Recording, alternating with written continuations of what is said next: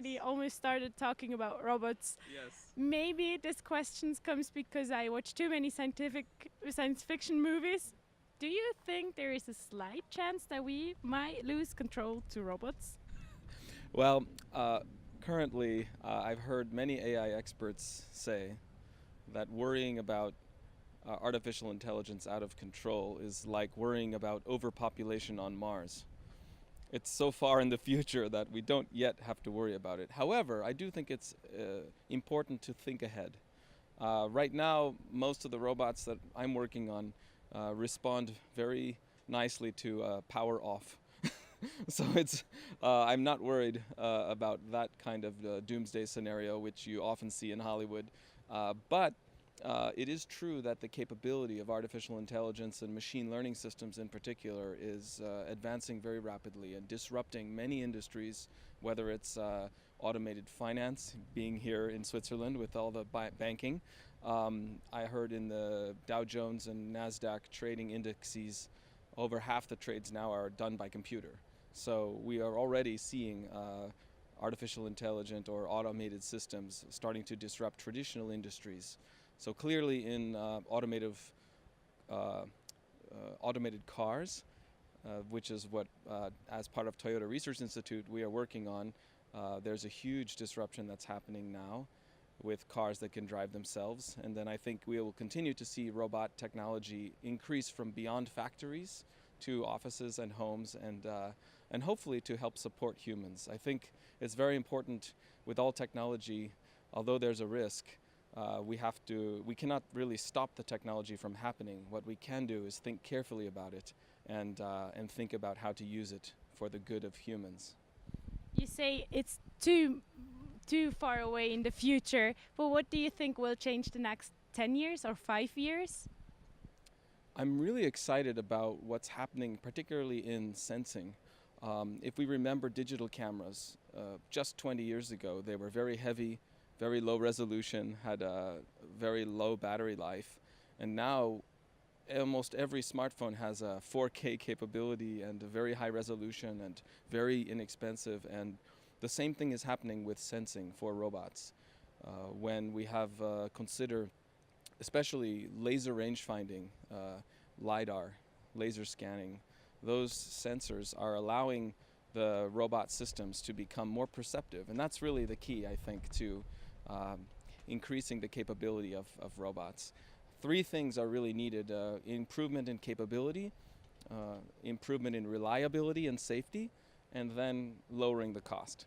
So if those three things happen in that order, we like to say, first make it work well, and then make it work cheap. And that is the way to get some successful technology into the society.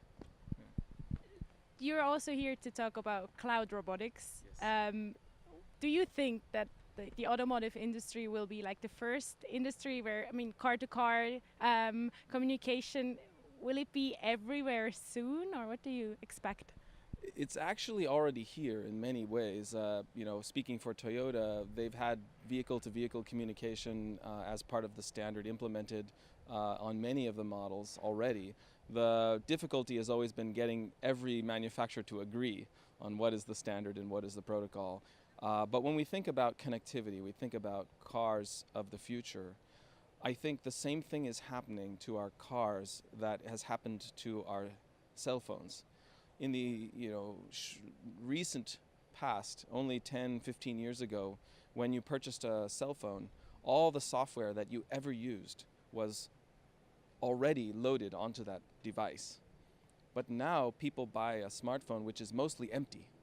And what you're buying is the future value and added value of the software you can install. And the key is that it's connected, so that you can install software, you can interact with data, you can browse the web, you have instant access to information anywhere you are in the world. And I think the same thing will happen to our other devices, not just our phones. It will happen to our robots, it will happen to our cars. So that's why I'm very excited about the concept of cloud robotics, connecting devices, making information that's important to support human life available to these devices to help us be more productive and happy.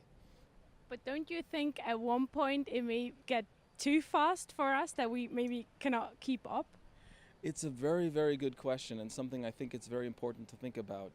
If you think about human evolution, we, our brains were never really evolved to operate at the rapid pace that is possible through digital communications. And so we are seeing a lot of difficulty with young people having short attention spans because they are interacting with screens so much of their life. So I think we have, as a society, to find a balance to promote time in nature, to promote social interactions, people to people, and then our technology supports us. So if technology and the advancement of technology starts to overwhelm those other aspects of being human, it could be a risk. So, but I really think it belongs to the society and the parents to be responsible to teach the generations to coexist in harmony with the technology. Maybe this brings me back to my first question, but you're talking about risk. You personally, I'd like to ask, because also you talk about nothing to be afraid of. Aren't you afraid of sometimes? Well, personally, I am not, but I think as with any technology, we have to realize that with some benefit, there also comes some risk. Whether it's genetic technology, whether it's even our cars, and they are used for transportation, but they can also be used to transport military, and the same thing with any new technology. There's going to be some negative consequences of that technology. So we have to be careful, and we have to, I think early about it. So I'm not saying I'm not afraid. I'm saying that currently I don't see an immediate threat. However, I strongly suggest that as a society we do think about it, which is a great part of the St. Gallen Symposium, because I see young people thinking about these issues early and very proactively, which I think is wonderful. Perfect. Thank you so much for your time. Thank you very much. Thank you.